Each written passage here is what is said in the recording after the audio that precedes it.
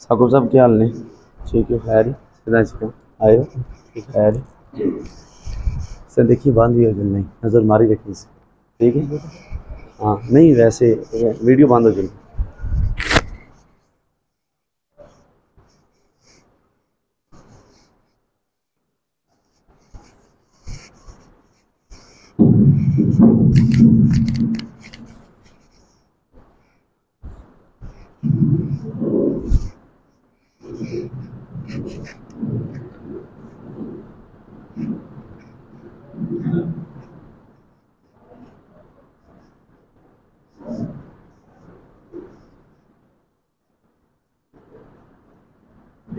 उस्मान अली उठो, ध्यान को पाओ। तुम गल्लां करने हो अर्जू में तो मैं मार से उठ उस्मान, उठ इधर मान तक के स्टेज तो बुला के पता मार से राशन कर दो।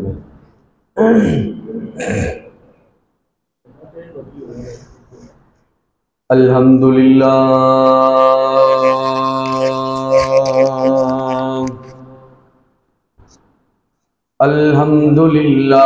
वकफ़ा वसलामुन अला इबादिहिल्लज़ीना इस्तफ़ा वाला आलिही व अस्हाबिही व अज़्वाजिही अजमईन कसीरन कसीरा।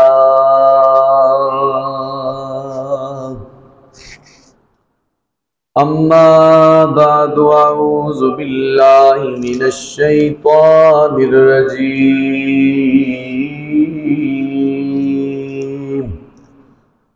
बिस्मिल्लाहिर रहमानिर रहीम।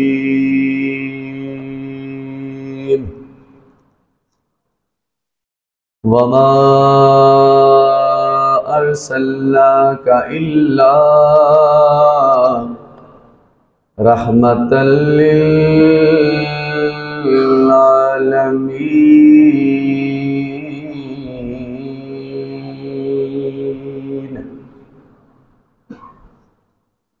वक़ाल फ़ी मक़ामिन आख़र क़ाल अन्नबिय्यु सल्लल्लाहु अलैहि व आलिहि वसल्लम हयाती खैरुल लकुम व ममाती खैरुल लकुम। आमन्तु बिल्लाहि सदक़ल्लाहु मौलानल अज़ीम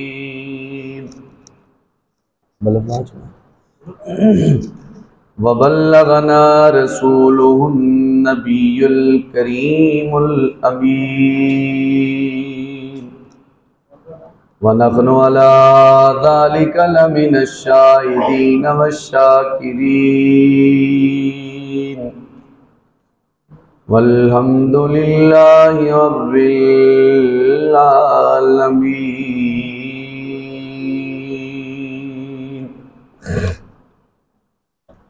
इन्नल्लाहा व मलाइकतहु युसल्लूना अलन नबी या अय्युहल्लज़ीना आमनू सल्लु अलैहि व सल्लिमू तस्लीमा।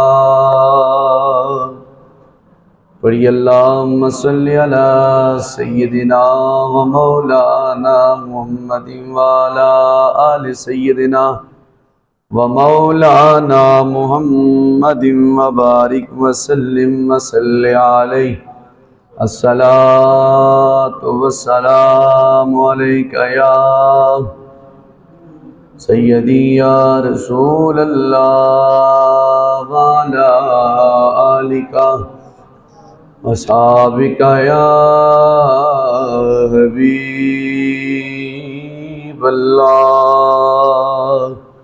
अस्सलातु वस्सलामु अलैका या रहमतल लिल आलमीन वाला आलिका वासाबिका सय्यदी या खातमन नबिय्यीन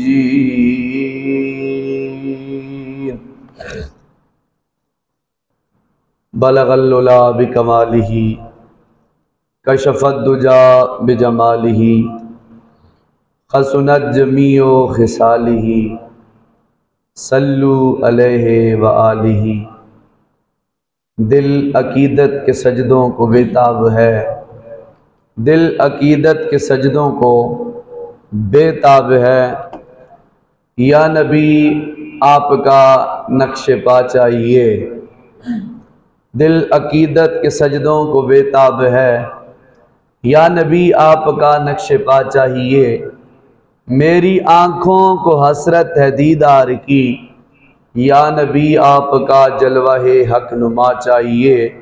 और हश्र में मुझसे पूछा खुदा ने अगर, बता ए गुनहगार क्या चाहिए, तो अर्ज़ कर दूंगा मौला तेरी अता की कसम, मुस्तफ़ा चाहिए मुस्तफ़ा चाहिए। अर्ज़ कर दूंगा मौला तेरी अता की कसम, मुस्तफ़ा चाहिए मुस्तफ़ा चाहिए।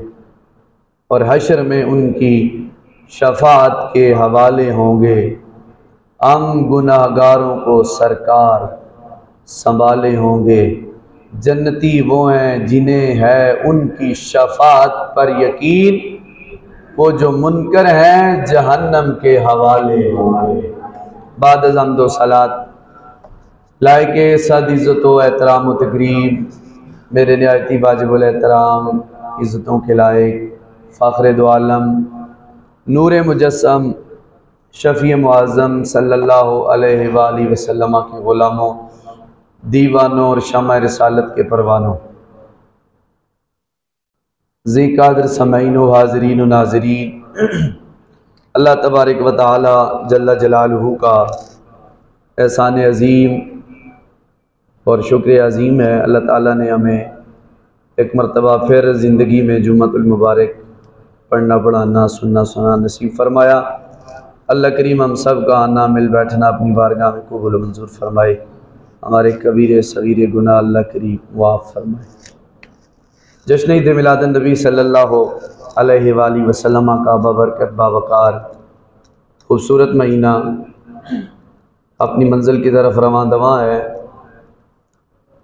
तो हुज़ूर नबी पाक अलैहिस्सलाम के मोजज़ात, आपके कमालात, आपकी ज़ात का तज़किरा करना सुनना सुनाना ये ऐन इबादत है। नबी पाक अलैहिस्सलाम का ज़िक्र अल्लाह रब्बुल आलमीन के ज़िक्र के बाद ये सुनना भी सुनाना भी पढ़ना भी पढ़ाना भी इबादत में शुमार किया जाता है। नबी पाक सल्लल्लाहु ताला अलैहि वसल्लम से अगर किताबों का, कुरान मजीद का, अहादीस पाक का मुताला किया जाए तो ये बात हमें नज़र आती है कि हुजूर की ज़ात से सिर्फ और सिर्फ इंसानों ने ही प्यार नहीं किया, हैवानात ने भी प्यार किया, परिंदों ने भी प्यार किया, दरिंदों ने भी प्यार किया, आलम नबातात यानी दरख्तों ने भी प्यार किया, जानवरों ने भी प्यार किया, चांद ने भी प्यार किया है और सूरज ने भी प्यार किया है। लेकिन हर एक का दर्जा मरातब अपनी अपनी जगह पर है। अल्लाह ताला ने बजाय ऐसी चीजें पैदा फरमाई हैं जिनका दिल नहीं है, लेकिन जब नबी पाक अलैहिस्सलाम की मोहब्बत की बात आई तो उन्होंने आले ईमान को और सुबह क़यामत तक आने वाले सब अहबाब को आगाह किया कि बज़ाहिर अगरचे हमारा दिल नहीं है प्यार मोहब्बत के लिए, लेकिन हम दिल रखते हैं। उसकी जिंदा मिसाल हुजूर ने कहा, ओहदुन जबलुन युहिब्बुना व नुहिब्बुहु, फरमाया मेरे गुलामों ये ओहद पहाड़ जितना बड़ा है, ये हम से मोहब्बत करता है और हम इससे मोहब्बत करते हैं। बज़ाहिर देखा जाए तो मोहब्बत के लिए पहली चीज का अलामत का ये होना जरूरी है कि उसके लिए दिल होना जरूरी है। तो दिल होगा तो तब मोहब्बत बढ़ेगी। तो सरकार के इस फरमान ने फैसला कर दिया कि ओ जो पहाड़ है, पत्थर है इतना बड़ा, उसके अंदर भी हुजूर की मोहब्बत मौजूद है, उसके अंदर दिल मौजूद है तो मोहब्बत मौजूद है। फिर इसी तरह बुलबुल है, चिड़िया है, ये परिंदों में आ चुके, शेर है दरिंदों में आ चुका, हरन है जानवरों में शामिल हो जाता है, बिल्ली है, इसी तरह कुत्ता है, ऊंट है, ऊंटनी है, जुमला जितने भी मैन जानवर हैं, किताब व हदीस के अंदर मौजूद है कि उन्होंने कमली वाले से मोहब्बत का इजहार किया है। अल्लाह रब्बुल आलमीन ने चरिंदों, परिंदों, दरिंदों, जानवरों को बज़ाहिर बोलने की ताकत तो नहीं दी, लेकिन चंद ऐसे मौके आए हैं जिन्हों पे उन्होंने अपनी जुबान से बोलकर वाज़े किया है कि हम हुजूर नबी पाक अलैहिस्सलाम से मोहब्बत करते हैं। यानी जानवरों ने भी साबित किया है कि हमें हुजूर से प्यार है। और प्यार इसलिए है कि अल्लाह करीम ने फरमाया वमा अरसलनाका इल्ला रहमतल लिल आलमीन, मेरे महबूब मैंने आपको नहीं भेजा मगर तमाम जहान वालों के लिए रहमत बनाकर भेजा है। हज़रत सैयदा उम्मे सलमा नबी पाक अलैहिस्सलाम की बीवी हैं। आपसे भी ये रिवायत है, हज़रत अब्दुल्ला इब्ने उमर भी हदीस पाक को बयान करते हैं, हज़रत अब्दुल्ला बिन अब्बास भी बयान करते हैं, हज़रत अनस बिन मालिक भी बयान करते हैं। अल बिदाया वन निहाया हाफिज इब्ने कसीर ने जिल्द नंबर 6 के अंदर चंद बातें लिखी हैं, मैं आपको सुनाता हूं, आपका ईमान ताज़ा होगा। आप सहाबा किराम के हवाले से लिखते हैं कि सहाबा किराम कहते हैं हम एक दिन नबी पाक अलैहिस्सलाम के साथ मक्के शरीफ के सफ़र में साथ साथ मंजिलें तय फरमा रहे थे, तो हुजूर जान रहमत सल्लल्लाहु अलैहि वसल्लम से हमने अजीबो गरीब 3 किस्म की बातें देखी। हुजूर से 3 किस्म की अजीबो गरीब बातें देखी हमने, जो हुजूर नबी पाक सल्लल्लाहु अलैहि वसल्लम से सादिर हुई। पहली ये, हुजूर जा रहे थे सफर में तो एक औरत अपना छोटा सा नन्हा बच्चा लेकर हुजूर नबी रहमत सल्लल्लाहु अलैहि वसल्लम की बारगाह में फरियाद कर रही थी, कमली वाले मेरा बच्चा है, इसे जुनून की बीमारी हो चुकी है, यानी शैतान इस पर काबू पा लेता है और जिसकी वजह से ये बीमार हो जाता है। मेरी जिंदगी भर की कमाई ये एक बच्चा है, बस ये जब बीमार होता है तो मेरा दिल बड़ा रंजीदा होता है, परेशान होता है। नबी पाक रहमत कायनात अलैहिस्सलाम ने फरमाया अगर तू चाहे तो मैं इसके लिए दुआ कर दूं, अगर तू चाहे तो मैं इसके लिए दुआ कर दूं।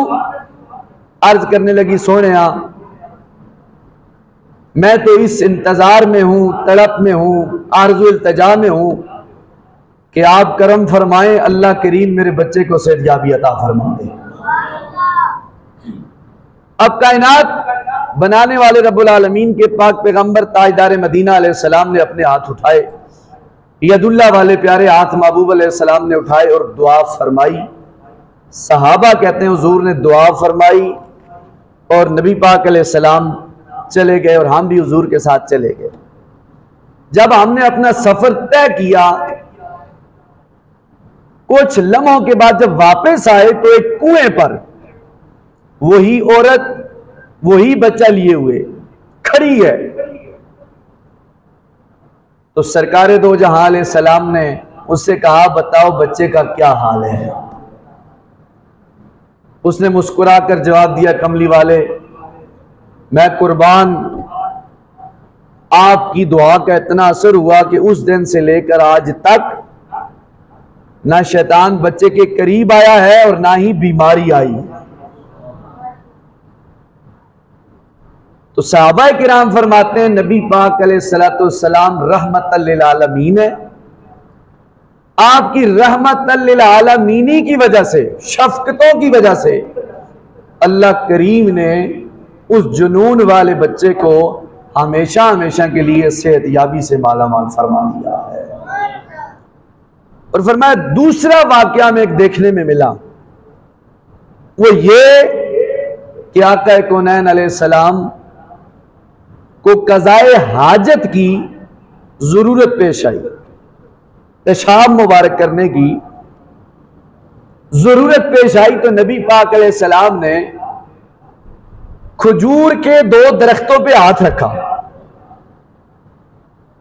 बात सुनने वाली है, हुजूर ने 2 दरख्तों पे हाथ रखा। और दूसरी रिवायत में यह है कि नबी पाक अलैहिस्सलाम ने दूर दराज दरख्त थे, उन्हें इशारा किया। दरख्तों को हुजूर ने इशारा किया तो वो अपनी जगह से जड़ों समेत जमीन को चीरते फाड़ते हुए आए और एक नबी पाक अलैहिस्सलाम के दाएं तरफ, एक नबी पाक अलैहिस्सलाम के बाएं तरफ आकर उन्होंने साया बना दिया। सरकार ने उस साए में बाउल मुबारक, पेशाब मुबारक किया और फिर सरकार जब उठे तो सरकार ने उन्हें हुक्म दिया तो वापस अपनी जगह पे जाकर खड़े हो गए, वापस खड़े हो गए। जब वापस खड़े हुए तो सहाबा किराम फरमाते हैं ये अंदाज़े मोहब्बत भी हमने पहली बार देखा। और तीसरा मक्का पाक के सफर में हमने अजीबो गरीब अंदाज ये देखा कि नबी पाक अलैहिस्सलाम के साथ हम जा रहे थे तो हुजूर जान रहमत सल्लल्लाहु अलैहि वसल्लम को किसी बुलाने वाले ने बुलाया, या रसूल अल्लाह उन्जुर हालाना, या हबीब अल्लाह इस्मा कालाना। अर्ज की आवाज आई, या रसूल अल्लाह, मेरे सोने करीम मदनी तवज्जो फरमाइए, मेरी तरफ रहमत की नजर फरमाइए। फरमाते हैं साहबा किराम मेरे महबूब ने देखा, आवाज तो नजर आई, महसूस हुई, लेकिन बुलाने वाला बंदा नजर नहीं आया। थोड़ी देर गुजरी, हम आगे चले, फिर आवाज आई, या रसूल अल्लाह नजर करम फरमाए, आप मेरी तरफ तवज्जो फरमाएं। सहाबा कहते हैं नबी पाक अलैहिस्सलाम रुक गए। हुजूर ने खैमे को देखा, खैमे के साथ एक लकड़ को देखा, लकड़ के साथ एक रस्सी को देखा, रस्सी के साथ एक जानवर बंधा हुआ पाया। मेरे महबूब ने फरमाया साहबा आओ, हमें वो जानवर बुला रहा है, जानवर बुला रहा है।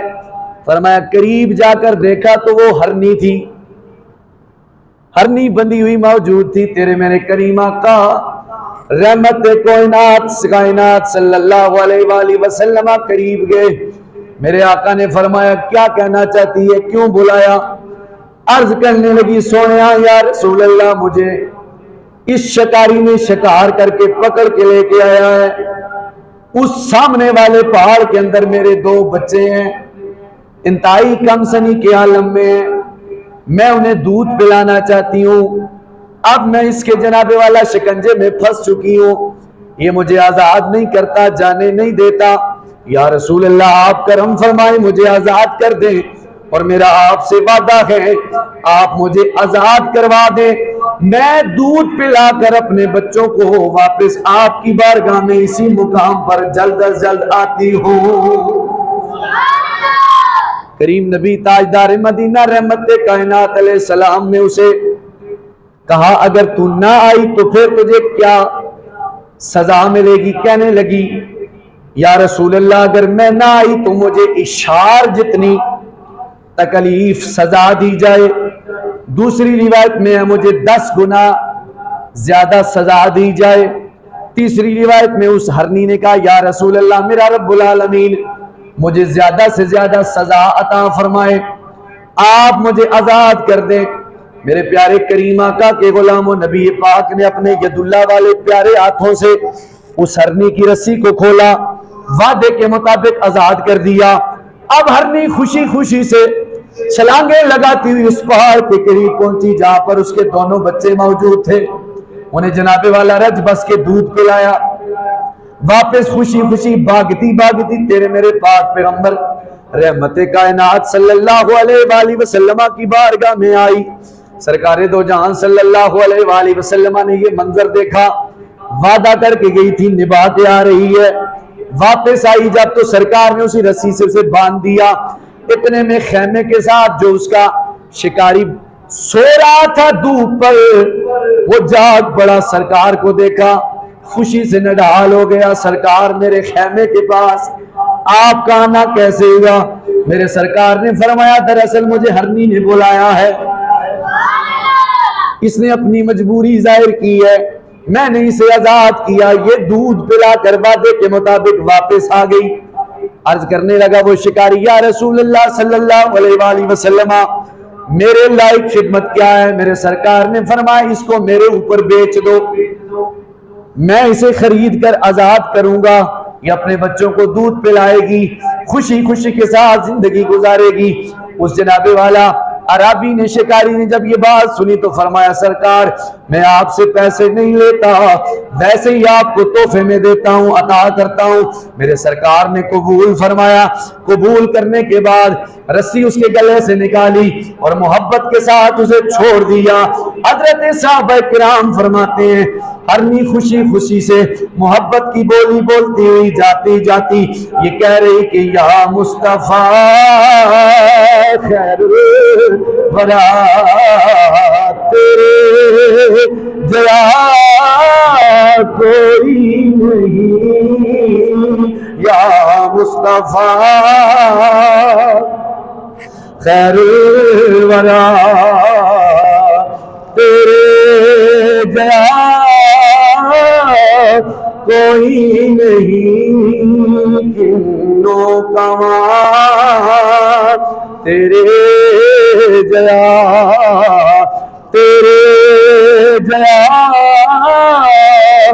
कोई नहीं। अगला जुमला समात फरमाए। हरनी वापस भागी खुशी खुशी के मारे जा रही है और जुबान से ये जुमला कह रही है अशहदु अल्ला इलाहा इल्लल्लाहु व अन्नका मुहम्मदुर रसूलुल्लाह।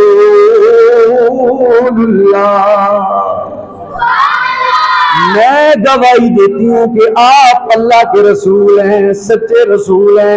हजरत ज़ैद बिन अरकम फरमाते हैं खुदा की कसम मैंने मदीना पाक के जंगल में इस हरनी को देखा, ये तस्बीह पढ़ रही थी, लगातार पढ़ रही थी कि ला इलाहा इल्लल्लाह मुहम्मदुर रसूलुल्लाह।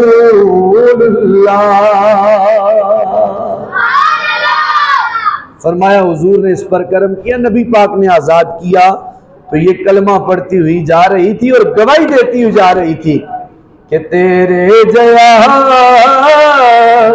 कोई नहीं, या मुस्तफा खैर वरा तेरे जया।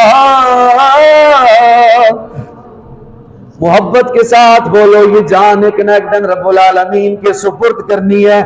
आज मैं और आप गुनाहगार हैं या नेकोकार हैं, जितने भी जनाबे वाला गुनाहगार है इस बात की अक्कासी करें मुस्तफा का गुंबद सब्ज अपनी नजरों में जुमा कर ऐलान करे कि या मुस्तफा खैरुल वरा तेरे जया कोई नहीं किलो कमा तेरे जया तेरे जया कोई नहीं। इस ऊंटनी ने कहा या रसूलुल्लाह सल्लल्लाहु अलैहि वसल्लम, हरनी ने कहा अगर मैं ना आऊं तो मुझे इशार आइन शीन अलिफ रा उस जितनी सजा दे। इशार कहते हैं उस हामला ऊंटनी को जो 10 महीने की मुद्दत तक अपना बच्चा पैदा करे, अगर ना पैदा कर सके तकलीफ में हो तो उसी तकलीफ में उस पर सामान लाद दिया जाए, आगे उसे तकलीफ हो ऊपर और सामान लाद दिया जाए। तो हिरनी ने हुजूर से कहा अगर मैं वापस ना आऊं तो अल्लाह मुझे इतनी सजा दे। हालांकि वो वापस आई, सरकार से वादा निभाया तो फिर सरकार ने भी करम नवाजी की, हमेशा हमेशा के लिए आजाद कर दिया और ऐलान कर दिया वमा अरसलनाका इल्ला रहमतल लिल आलमीन।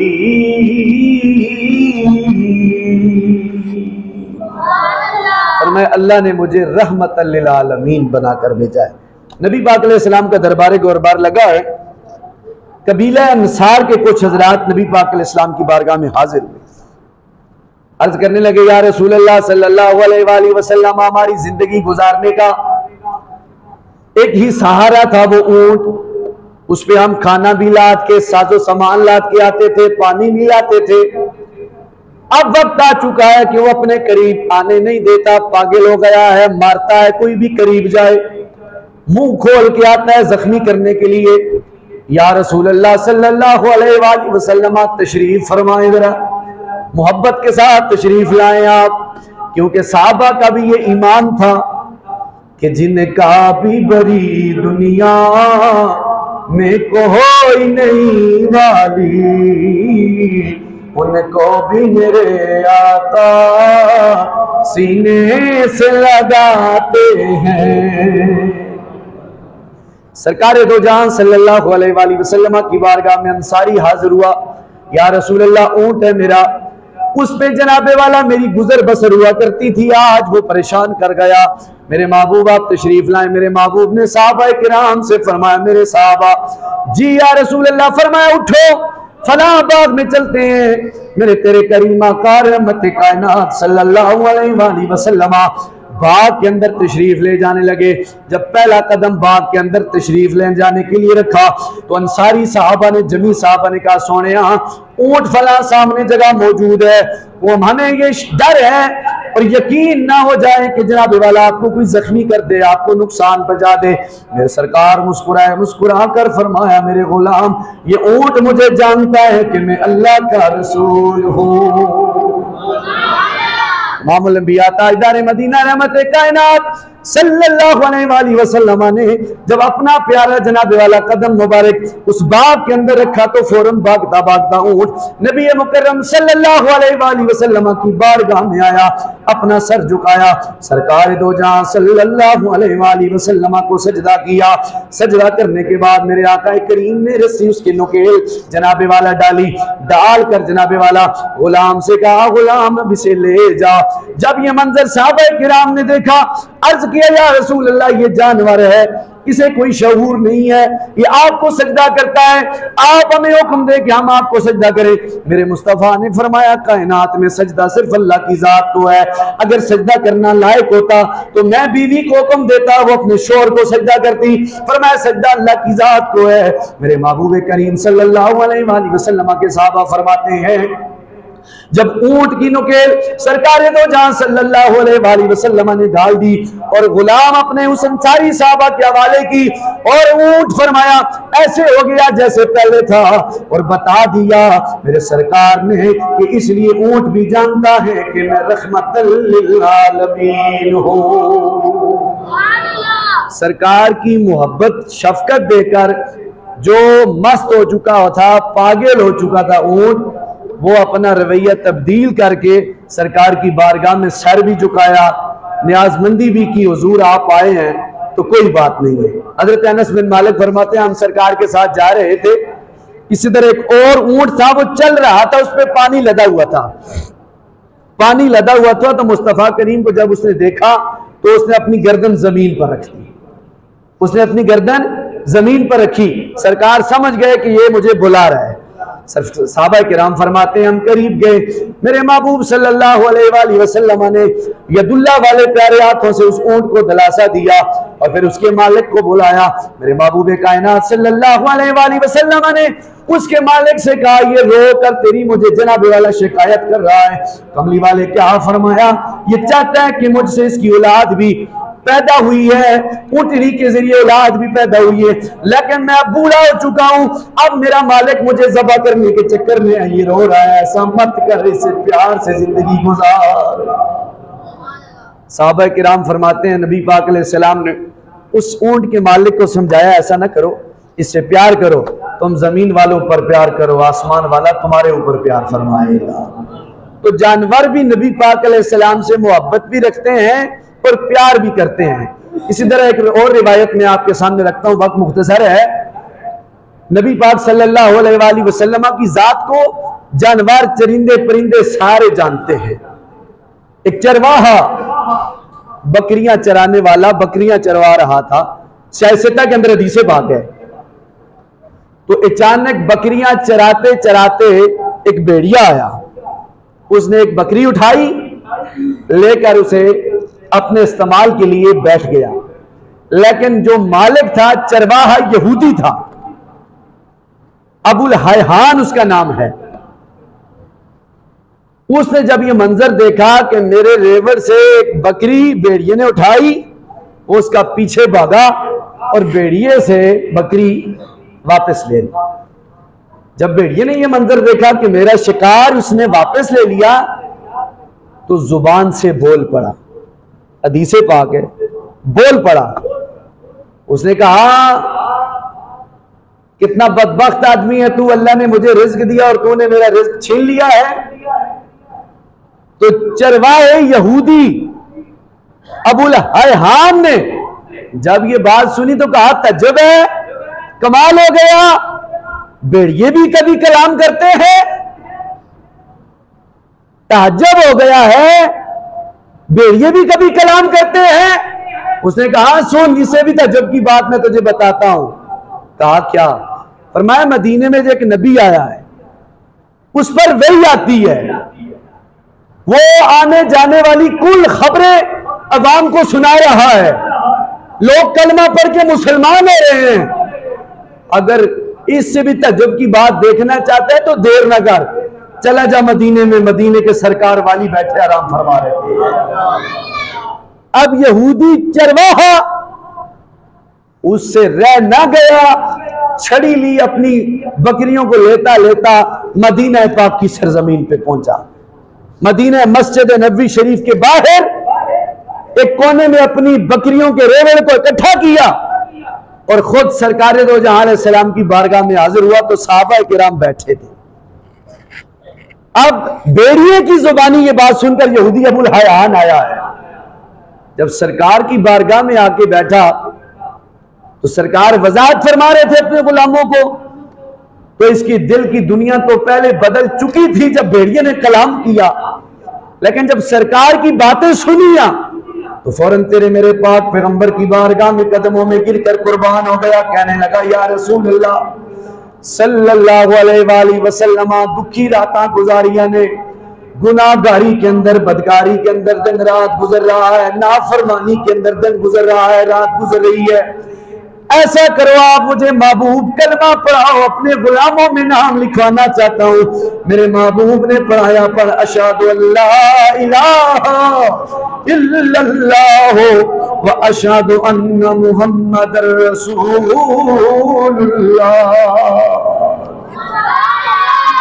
यहूदी ये देखकर कलमा पढ़ के मुसलमान हो गया, भेड़िए के कहने पर गया था, और साथ भेड़िए ने, उलमा कहते हैं, खबर दी है कि फलक के नजारों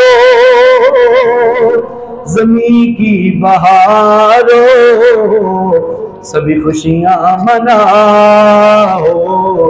हुजूर आ गए हैं, हुजूर आ गए हैं, हुजूर आ गए हैं, हुजूर आ गए हैं, हुजूर आ गए।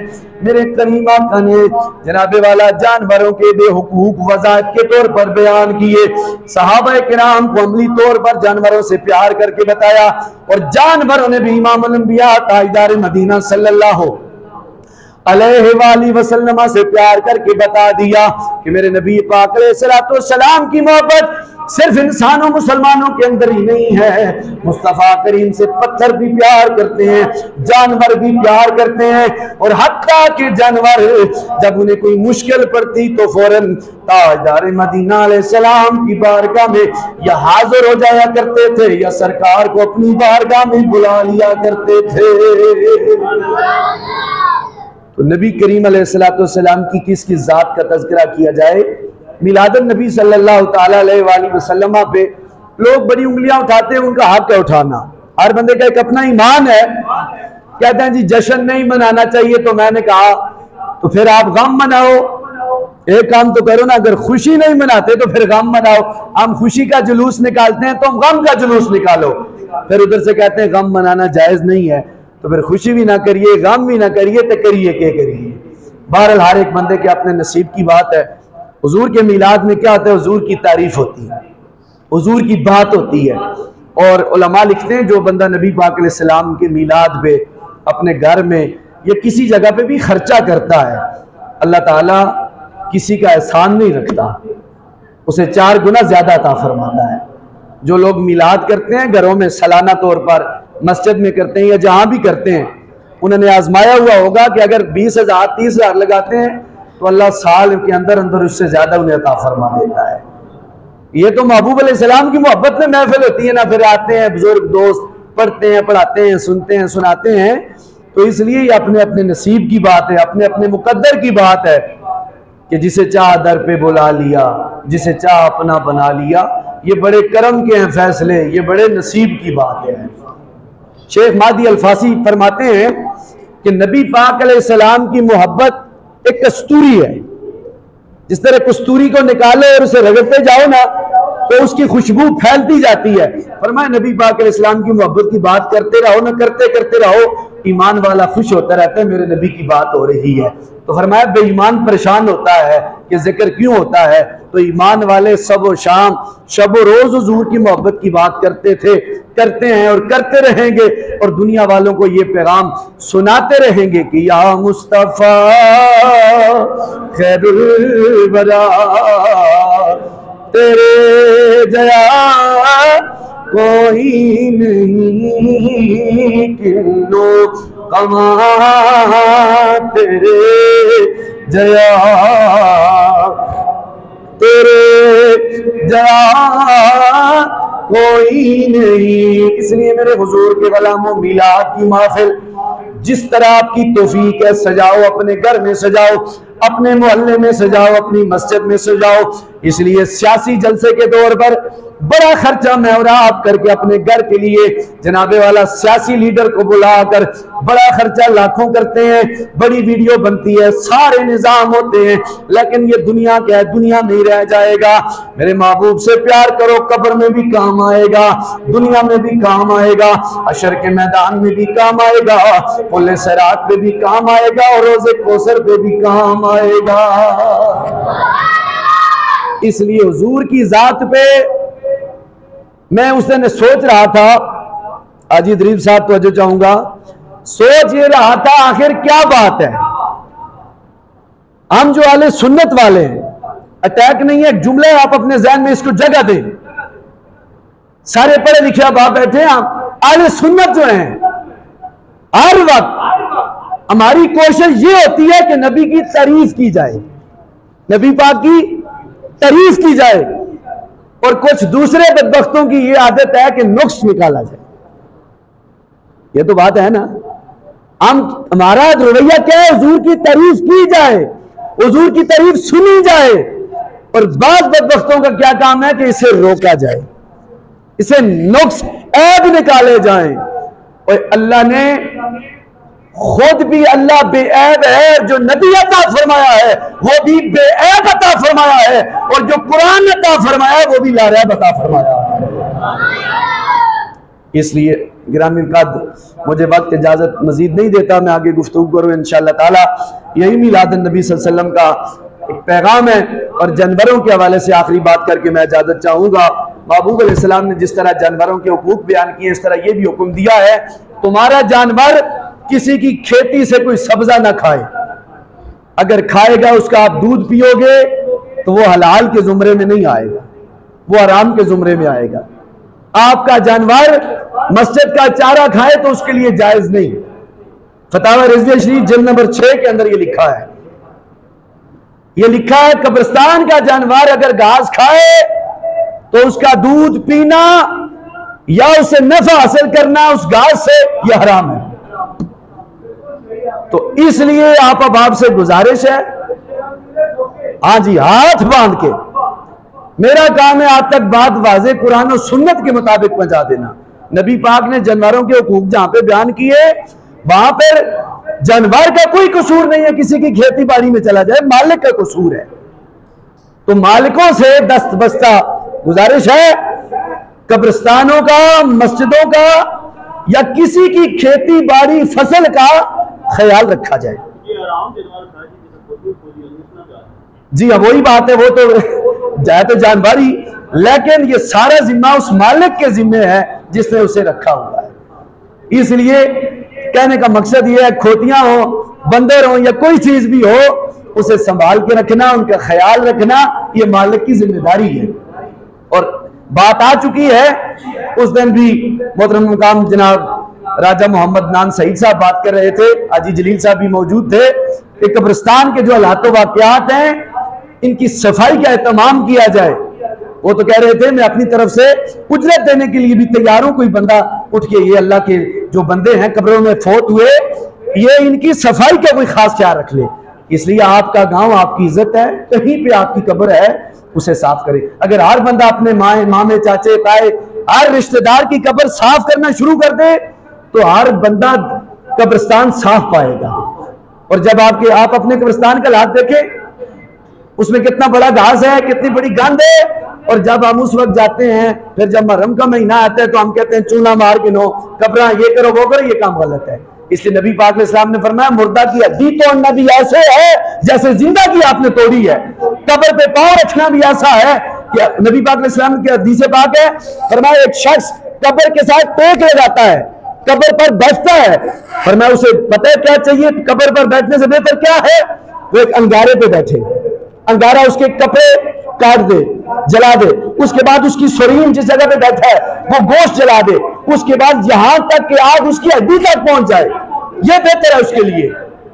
तो इसलिए कब्र वालों का ख्याल रखना, उनका या करना, उनकी सफाई सुथराई के ख्याल रखना, ये जिंदों का काम है। जनाज़ागाह तो माशाअल्लाह आपने तैयार कर दी है, आपको मुबारक हो, अल्लाह पैसा कबूल करे। लेकिन ये कब्रिस्तान जो है जिनमें आपके माँ बाप बहन भाई आराम कर रहे हैं, उनकी कब्रों का खास ख्याल रखें। मेरी किसी बात पर अगर कोई नाराजगी हुई हो, अल्लाह माफ फरमाए, आप माफ फरमाएं। जी, राजा आफ्ताब साहब कह रहे हैं जी कि कुरान माल तैयार हो चुका है, तो जिस बंदे ने रखना है वो कुरान महल में रख के स्वाब दरन हासिल करे। अल्लाह की बारगाह में दुआ है, अल्लाह ताला हम सब को दीन इस्लाम की मोहब्बत नसीब फरमाए, इसी पे जिंदा और इसी पे हम सबको मौत अता फरमाए। व आखिर दावा अनिल हम्दुलिल्लाहि रब्बिल आलमीन। सुन्नत अदा।